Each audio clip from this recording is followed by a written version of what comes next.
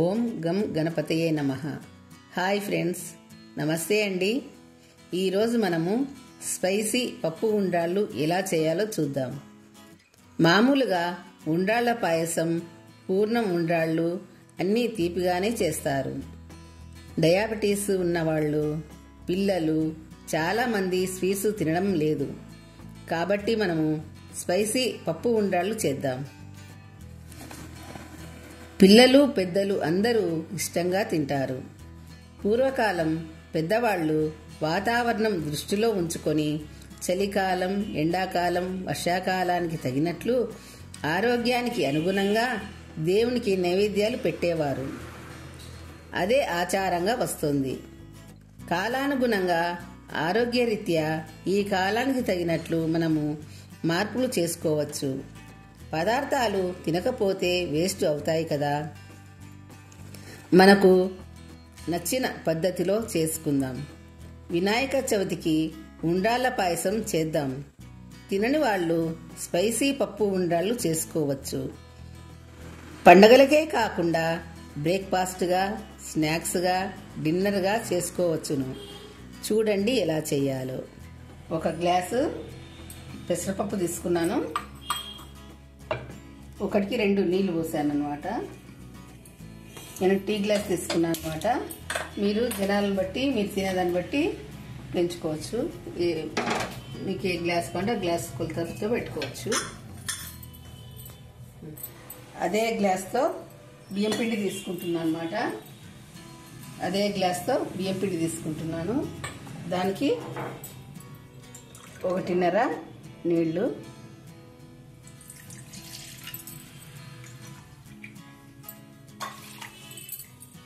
నీళ్లు మరగనివ్వాలి.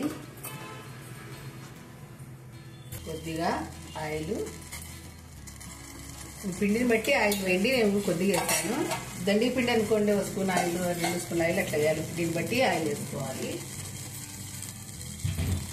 1/2 స్పూన్ ఉప్పు. నీళ్ళు మరిగినాయి, సిమ్లో పెట్టుకోవాలి. పెట్టుకొని బియ్యం పిండి ఇందులో పోయాలి. పోసి కలుపుకోవాలి.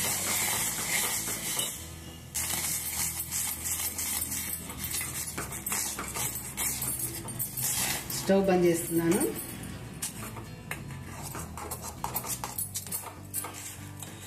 ఇలా బాగా కలుపుకోవాలి. ఇట్లా కూడా కలుపుకోవచ్చు. స్టవ్ నుంచి కింద దింపి కలిపేస్తున్నాను అన్నమాట. ఇలా ముద్దలాగా రావాలి. ఇది చల్లారనిద్దాం. చల్లారనిచ్చి ఉండ్రాళ్ళు చేద్దాం. చల్లారింది. కొంచెం గోరువెచ్చుకున్నా కూడా పర్వాలేదు అన్నమాట. మనం నాదుకోవచ్చు. బాగా చపాతి పిండిలాగా నాదుకోవాలి. మెత్తగా అనుకోవాలి, స్మూత్గా. ఒకవేళ నీళ్ళు ఇమిడిపోయి గట్టిగా ఉందనుకోండి, కొంచెం నీళ్ళైనా వేసుకోవచ్చు, పర్వాలేదు అనమాట. ఒకసారి ఇమిడిపోతాయి కదా నీళ్ళు. ఇలా చపాతి పిండిలాగా చేసుకొని కొంచెం చేతికి ఆయిల్ అనుకొని అన్నీ చిన్న చిన్నవి ఉండ్రాలు చేసుకోవచ్చు అనమాట. ఇట్లా మనకి ఎంత సైజు చిన్నగా వస్తే అంత చిన్నగా చేసుకుంటే బాగుంటాయి అన్నమాట. అట్లా బఠానీ సైజు చేసుకుంటే బాగుంటుంది.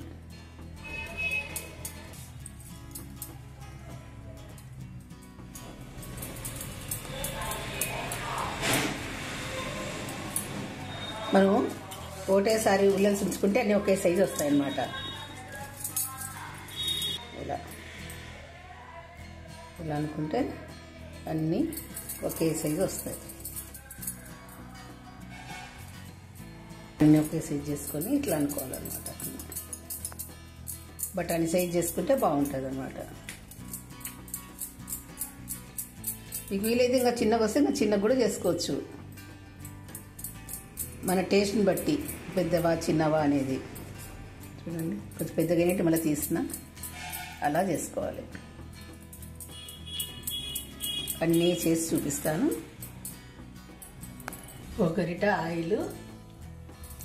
ఈ పప్పు 2 విజిల్స్ అయిన తర్వాత ఆఫ్ చేశాను. ఆవాలు, జీలకర్ర, సిమ్లో పెట్టుకున్నాం.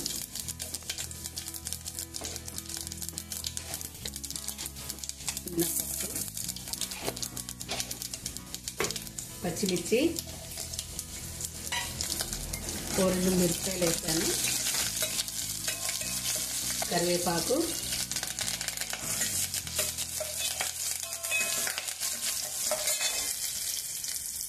ఒక చిన్న నిమ్మకాయ అంత చింతపండు రసము,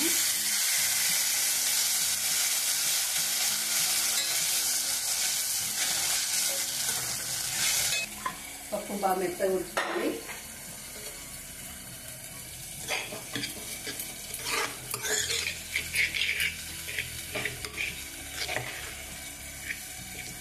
ఇలా మెత్తగా మెదుపుకుంటే బాగుంటుంది, కొంచెం మెత్తగా. ఇదంతా ఇందులో వేద్దాం. పప్పు,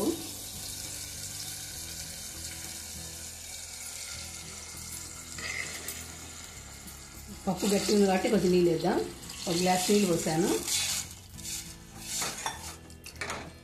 నీళ్ళల్లో పప్పు అంతా కలిసిపోయిన తర్వాత ఇంకా కొంచెం నీళ్ళు పడతాయి వేస్తున్నాను. ఇంగువ చిటికేడు, ఆ తిరువాతలో నూనెలోనే వేయాలి, తిరువాతలోనే మర్చిపోయాను, ఇప్పుడు వేస్తున్నా. కారం 1 స్పూను, మీరు తినే కారాన్ని బట్టి మీరు వేసుకోండి. ఉప్పు 1 స్పూను, మిరియాల పొడి 1/2 స్పూను, జీలకర్ర పొడి 1/2 స్పూను, ధనియాల పొడి 1/2 స్పూను, పసుపు చిటికెడు. బాగా మరగనివ్వాలి. ఇంకా ఎన్ని నీళ్ళు అయినా పడతాయి, మనం చూసి పోసుకుంటుండొచ్చు అన్నట్టు. ఎన్ని కావాలంటే అన్ని నీళ్ళు. మనకు చిక్కగా కావాలంటే చిక్కగా కొద్ది నీళ్ళు తక్కువ వేసుకోవాలి, మనకు బాగా లిక్విడ్గా ఉండాలంటే కొంచెం నీళ్ళు ఎక్కువ వేసుకోవాలన్నమాట. ఇంకా కుడుములు కూడా ఉడకాలి కదా ఉండాలు. నైవేద్యానికి కాబట్టి నేను ఇంత మటుకు వేసాను. మనం ఊరికే మామూలుగా ఇది టిఫిన్కి కానీ బ్రేక్ఫాస్ట్గా కానీ చేసుకోవచ్చు, ఇది స్నాక్స్గా తినచ్చు, డిన్నర్గా తినచ్చు. అట్లాంటప్పుడు ఉల్లిగడ్డలైనా వేసుకోవచ్చు. నైవేద్యానికి కాబట్టి నేను ఉల్లిగడ్డలు వేయలేదు, నైవేద్యానికి చూపిస్తున్నా కాబట్టి. అల్లం వెల్లుల్లి పేస్ట్ కూడా వేసుకోవచ్చు మనం ఊరికే చేసుకుంటే. నైవేద్యానికి అయితే అవన్నీ వేయకూడదు అనమాట, అందుకు నేను అవన్నీ వేయలేదు, నైవేద్యానికి చూపిస్తున్నా కాబట్టి. ఉండ్రాళ్ళు చేసి పెట్టాను చూడండి, ఇట్లా చేసి పెట్టుకున్నాను ఉండ్రాళ్ళు. మేము బియ్యం పిండి తినకూడదు, షుగర్ పేషెంట్ ఉంటారు కదండి, మేము బియ్యం పిండి తినమన్న వాళ్ళు, అది నేను లక్ష్య ఉండ్రాళ్ళు చూపించాను కదండి, గోధుమ పిండితో ఇవైనా వేసుకొని చేసుకోవచ్చు. ఇవి కూడా 1 గ్లాస్ తీసుకోండి, గ్లాస్కు 2 గ్లాసులు నీళ్ళు పోసి 1 కప్పులో పోసి పప్పు ఉడికించాం కదా, ఆ పప్పులోనే ఈ కప్పు కూడా పెట్టి ఉడికించండి. అప్పుడు ఇవి కూడా ఉడికిపోతాయి, ఎండిపోయినట్టు కదా, ఇవి కూడా ఉడుకుతాయి అన్నమాట. అప్పుడు సేమ్ ఇదే ప్రాసెస్లో చేసుకోవచ్చు అనమాట. పప్పు ఉడుకుతుంది కదండి, ఇప్పుడు ఈ ఉండ్రాళ్ళు వేయాలి. అన్నీ ఒకటేసారి వేయకూడదు, కొన్ని కొన్ని వేసుకోవాలి, ఎందుకంటే ఒకటి తగిలి మెత్తగా అయిపోతుంది, కలిసిపోతాయి అనమాట. అవి కొంచెం ఉడికిన తర్వాత, అవి పైకి తేలిన తర్వాత మళ్ళీ ఇవి వేసుకున్నాం. మళ్ళీ అన్నీ కలిసిపోతాయి, ఒకటేసారి వేస్తే ఒకదానికి కూడా తగిలి కలిసిపోతాయి అన్నమాట. కొన్ని కొన్నిగా వేద్దాం.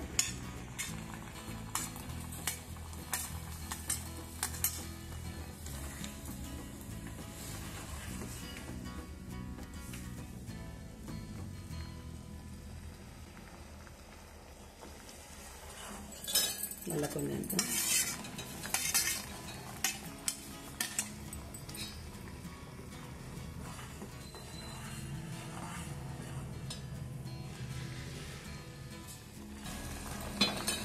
ఇవి కూడా అన్ని పోతాయి.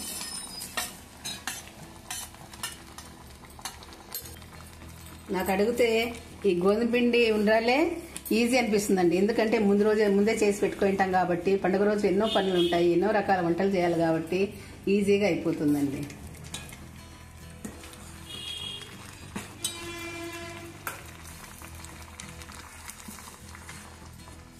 ఇలా మామూలుగా మనం ఊరికే స్నాక్స్గా అట్లా డిన్నర్గా అట్లా చేసుకున్నప్పుడు కాబట్టి ఇలా చేసుకోవచ్చు. అప్పుడు ఏం పెద్దగా పనులు ఉండవు కదా, పండుగ రోజు ఎక్కువ పనులు ఉంటాయి కాబట్టి నాకేం అదే మేలు అనిపిస్తుంది. గోధుమ పిండి ఉండాలి, ముందు రోజు చేసి పెట్టుకుంటాం కాబట్టి సిమ్లో ఉడికిద్దాం కొంచెం. చూడండి అన్నీ తేలుతున్నాయి, అలా తేలితే ఉడికినట్టు అనమాట. చూడండి తేలుతున్నాయి, అయిపోయింది, రెడీ అయిపోయిందండి. లాస్ట్లో దింపే ముందు కొత్తిమీర వేద్దాం. స్పైసీగా ఉండే టేస్టీ ఉండ్రాళ్ళ పప్పు ఉండ్రాళ్ళు రెడీ అయిందండి. బౌల్కి తీసుకుందాం.